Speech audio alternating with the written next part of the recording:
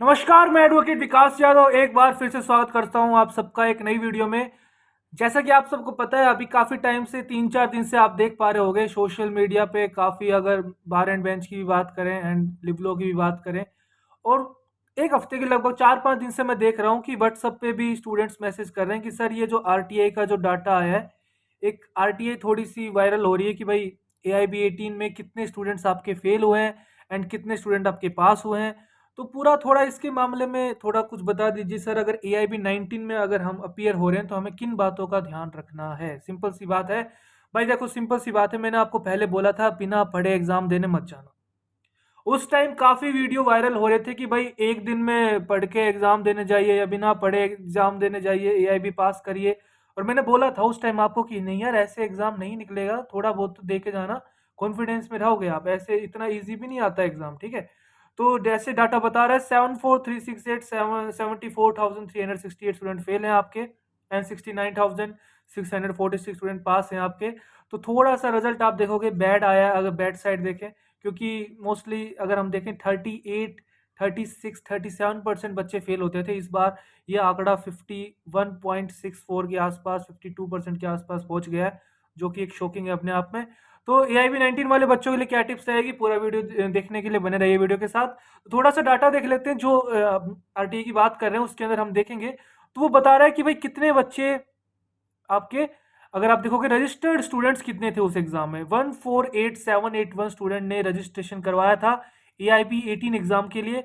And present कितने थे, 1,44,014 आपके प्रेजेंट थे, इनमें से 4,767 स्टूडेंट अपसेंट थे। एंड पास स्टूडेंट आप देखोगे 69646 एंड फेल स्टूडेंट है आपके 74368। अगर आप परसेंटेज निकालोगे तो ये आपका पास परसेंटेज है, ये आपका फेल परसेंटेज है, जो अपने आप में एक शॉकिंग है, ठीक है। तो वो तो आपको पता था। मेन चीज क्या है, देखो क्या कारण रहे थे जिस वजह से आपका ये रिजल्ट खराब आया। तो मेरे अकॉर्डिंग ये तो कारण थे, और भी हो सकते हैं। अगर मैं बताना चाहूँ, आपको पता होगा ये एआईबी 18 एग्जाम की डेट बार बार एक्सटेंड करी गई है, बार बार चेंज करी गई है। किसी भी एग्जाम की डेट अगर बार बार चेंज करी जाती है तो सीधी सी बात है, स्टूडेंट के माइंड में उस एग्जाम को लेके सीरियसनेस कम आती है। ऑब्वियस सी बात है, ह्यूमन मेंटेलिटी है, बार बार आप एग्जाम की डेट चेंज कर रहे हो तो बच्चा सोचता है यार क्या पता इस बार भी चेंज कर दें, क्या पता इस बार भी एग्जाम ना हो। तो वो फिर हल्के मन से तैयारी करता है, ठीक है। तो एक तो ये फैक्टर भी है थोड़ा बहुत। दूसरा फैक्टर क्या है मेन, अगर माने हम एरर भाई एआईबी की साइड से ही हुआ है, 7 क्वेश्चन विड्रॉ किए गए हैं और 5 क्वेश्चन को फाइनल रिवाइज्ड आंसर की में चेंज किया गया है। जो आपकी टेंटेटिव आंसर की थी उसमें आपका आंसर अलग था, फाइनल रिवाइज आंसर की में अलग था। तो 12 अमेंडमेंट्स करे गए हैं, 7 क्वेश्चन विड्रॉ कर लिए गए हैं, टोटल आपकी मेरिट बनी है 93 में से, कट ऑफ आई है उसके बाद। तो 45% ऑफ 93 लगाया गया है एंड 40% ऑफ 93 लगाया गया है, उसके बाद कट ऑफ आई है। काफी बच्चे फेल हैं, देखने में ये भी आया है, काफी बच्चे बोल रहे हैं सर हमारे 42 मार्क्स हैं फिर भी हमें फेल कर दिया है, सर हमारे 38 मार्क्स हैं फिर भी हमें फेल कर दिया है एससी में। तो ये मुझे समझ से बाहर है कि ऐसा क्या हो रहा है, मुझे कोई आइडिया नहीं है। बच्चे बार बार बोल रहे हैं सर हमने ओएमआर से काफी लोगों से भी चेक करवाया है, लेकिन फिर भी हमारे मार्क्स उतने ही बन रहे हैं और फिर भी हमें फेल कर दिया है। तो देखो इसका आंसर तो मेरे पास नहीं है। उन बच्चों ने रीचेकिंग भी करी, अभी जैसे रीचेकिंग का रिजल्ट आ रहा है धीरे धीरे, तो बच्चे मुझे बोल रहे हैं सर रीचेकिंग में भी हमारा फेल ही दिखा रहा है, तो कुछ खास चेंज हुआ नहीं है। तो ये मुझे नहीं पता कि क्या डाटा लेके एआईबी आपका रिजल्ट दे रहा है, तो ये थोड़ा आप उन्हीं से कंसल्ट करिए। हमने जो रिट पिटीशन लगाई थी वो तो देखो सुप्रीम कोर्ट ने उसको डिसमिस कर दिया है कि ग्रेस मार्क्स नहीं दिए जाएंगे, तो वहां से भी हमें ज्यादा हेल्प नहीं मिली, ठीक है। तो जो वीडियो अगर आप देखोगे उस टाइम जब एग्जाम था आपका 10 दिसंबर को एग्जाम था, तो नवंबर के आसपास काफी वीडियो आ रहे थे, आप देखोगे कि भाई बिना पढ़े एग्जाम देने जाइए, एआईबी पास करिए। तो अगर जिन लोगों ने उस टाइम देखा हो तो मैंने आपको काफी वीडियोस बना के, मैंने देखो पूरा सिलेबस, फुल सिलेबस आप चेक कर लेना, मैंने पूरा का पूरा जितने भी पीवाईक्यू आपके 1500 plus 1600 plus PYQ subject wise मैंने सोल्व करवा रखे हैं। बेयर एक्ट की लाइन से उठा उठा के दे रखा है कि भाई यहां से क्वेश्चन आया हुआ है, खाली आंसर नहीं, बियर एक्ट में से पर्टिकुलर सेक्शन में से पर्टिकुलर लाइन में से कट आउट दे दे के मैंने आपको पूरा का पूरा वो प्लेलिस्ट तैयार करके दिया है। काफी बच्चों ने देखा था वो प्लेलिस्ट को और काफी बच्चों का एग्जाम क्लियर हो गया है बिना किसी दिक्कत के, ठीक है। तो जो बच्चे भाई इस एग्जाम को लाइटली ले रहे थे तो सिंपल सी बात है उनका तो नहीं क्लियर हुआ है, इरिस्पेक्टिव कि उन्होंने एलएलबी में भी अच्छे से तैयारी नहीं करी है। देखो सिंपल सी बात है, एग्जाम वैसे इतना हार्ड है नहीं अगर आपने एलएलबी में तैयारी करी है, लेकिन आपने एलएलबी में भी कुछ भी नहीं पढ़ा और आप एग्जाम के लिए भी पढ़ने नहीं जा रहे, तो फिर आप कैसे उम्मीद रखोगे आपसे एग्जाम निकलेगा। तो ये हर एक बच्चे को पता है कि अपना उसने एलएलबी में कितनी पढ़ाई करी है, तो उसके अकॉर्डिंग आपको तैयारी करनी है। कोई शर्म की बात नहीं है कि आप इस एग्जाम के लिए 2 महीने या 2.5 महीने 3 महीने पहले तैयारी कर रहे हो। ये मैंने उस टाइम भी बोला था आपको। आपको अपनी नॉलेज गेन करनी है, आपने उस टाइम पढ़ाई नहीं करी तो इस टाइम कर लोगे तो क्या दिक्कत की बात है। तो ऐसे किसी की बातों में नहीं आना कि भाई एग्जाम को 1 हफ्ते में पढ़ लो, लास्ट के 3 दिन में पढ़ लो, 4 दिन में पढ़ लो। बिना पढ़े एग्जाम देने जाओगे तो एग्जाम मान लो तुक्के से निकल भी गया, फिर आगे इस प्रोफेशन में क्या करोगे। तो इसीलिए आपको पढ़ना चाहिए। अगर आपकी पता है कि भाई मैंने एलएलबी में अच्छे से पढ़ाई नहीं करी तो कोई शर्म की बात नहीं है, 2-3 महीने 4 महीने 5 महीने जितना भी आपको लगता है कि मुझे पढ़ना पड़ेगा उतना आपको पढ़ना चाहिए। और जिन बच्चों का अच्छा प्रिपरेशन है भाई उनके लिए 2 दिन 3 दिन 4 दिन 1 हफ्ता भी मोर देन सफिशियंट है। भाई उन्होंने पहले मेहनत करी है, उन्हें पता है कि बेयर एक्ट में से कैसे आंसर देखने, फटाफट करके उनका आंसर हो जाएगा, काम तमाम। लेकिन हर एक बच्चे के लिए ये ओपिनियन अलग अलग हो सकता है, हर एक बच्चे के लिए सब्जेक्टिव ओपिनियन है। इसीलिए आपको अपना देखना है कि आपकी क्या साइड है, आपका क्या बैकग्राउंड है, उसके अकॉर्डिंग देखना है। आप अभी भी ये नहीं कह सकते कि एग्जाम इतना हार्ड था कि क्वेश्चन मिल ही नहीं रहे थे, आपका बियर एक्ट से बाहर आ गया पूरा पेपर, ऐसा कुछ नहीं है। 70 से 80% क्वेश्चन आज भी AIB 18 तक मैं बताऊं, AIB 18 का मैंने पूरा सोल्यूशन करवाया हुआ है यूट्यूब पे, आप देखना। 70 से 80% क्वेश्चन, इवन 80 to 85% क्वेश्चन मैंने बियर एक्ट में से ही करवाए हैं, साफ PYQ से दिखाए हैं। देखो यहाँ से क्वेश्चन उठ के आया है, ये देखो इंडेक्स की ये वाली लाइन है। तो अगर आप इन चीजों को ध्यान में रखोगे तो क्यों नहीं निकलेगा यार एग्जाम। कोई कोई आईएएस का एग्जाम थोड़ी ना है यार, ये सिंपल सी बात है। हाँ, हालांकि वो अलग बात है कि सीजीआई सर ने भी ये बोला कि ये तो ओपन बुक एग्जाम है, लेकिन देखो ओपन बुक एग्जाम है मानते हैं, लेकिन इतना आसान भी नहीं था कि आप अगर बिल्कुल आपने प्रैक्टिस नहीं करी है, विदाउट प्रैक्टिस आप गए हो तो आपको इतनी आसानी से डायरेक्ट में से आंसर मिलने वाले नहीं थे। ठीक है, तो आपको देखना है कि आपका क्या बैकग्राउंड है, उसके अकॉर्डिंग आपको एग्जाम में जाना है। किसी के बहकावे में मत आइए कि एग्जाम काफी इजी है, एग्जाम काफी हार्ड है। सिंपल सा आप अपना PYQ उठाइए ना, सिंपल सी बात है। AIB 18 चेक करिए, AIB 17 चेक करिए।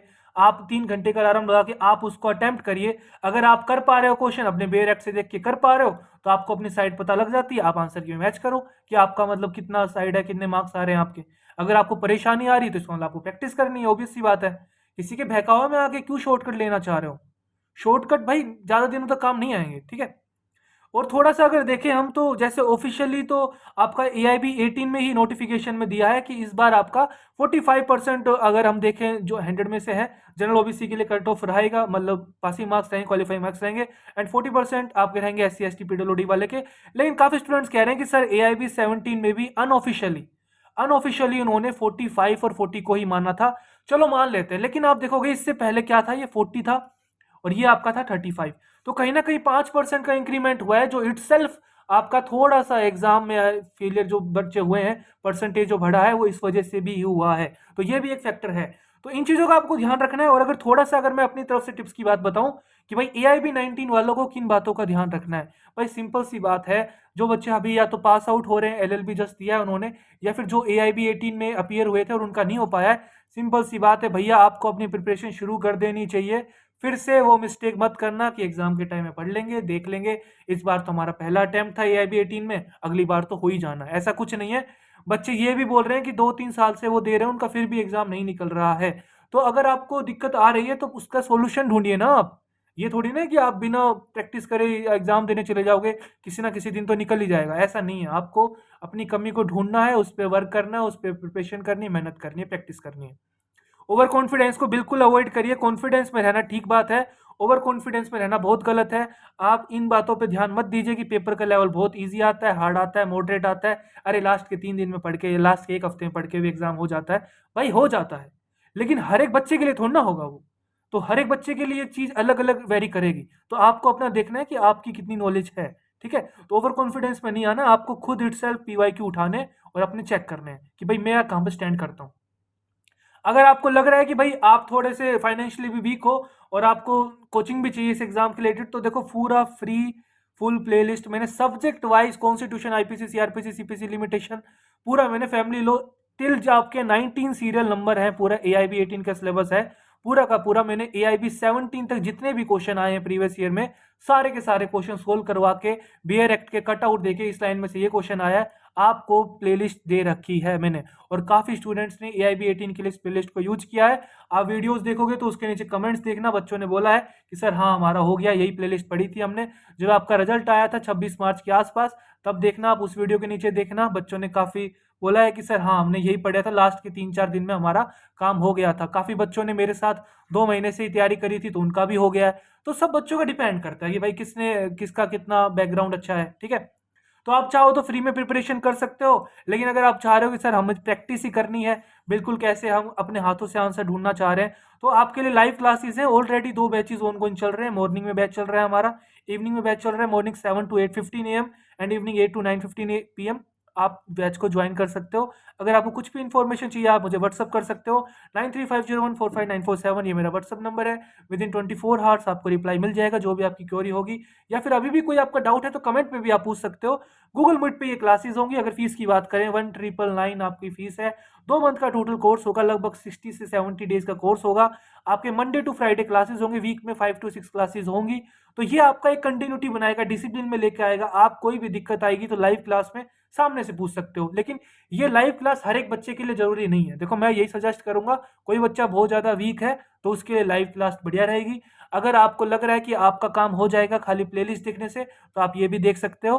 काफ़ी अच्छे से मैंने एक्सप्लेन किया हुआ है। और अगर आपको लग रहा है कि नहीं, मुझे हेल्प चाहिए, एक बार मेरे को थोड़ा डर निकल जाए मेरा, तो आप कोचिंग भी ज्वाइन कर सकते हो। कोई भी शर्म की बात इसमें है नहीं, ठीक है? अपनी कमियों पे काम करना कोई शर्म की बात नहीं है। दुनिया चाहे कुछ भी बोले, उससे आपको मतलब नहीं होना चाहिए, ठीक है? वीडियो अच्छा लगा तो वीडियो को लाइक करिए, खुश रहिए, मुस्कुराते रहिए, देश का ख्याल रखिए।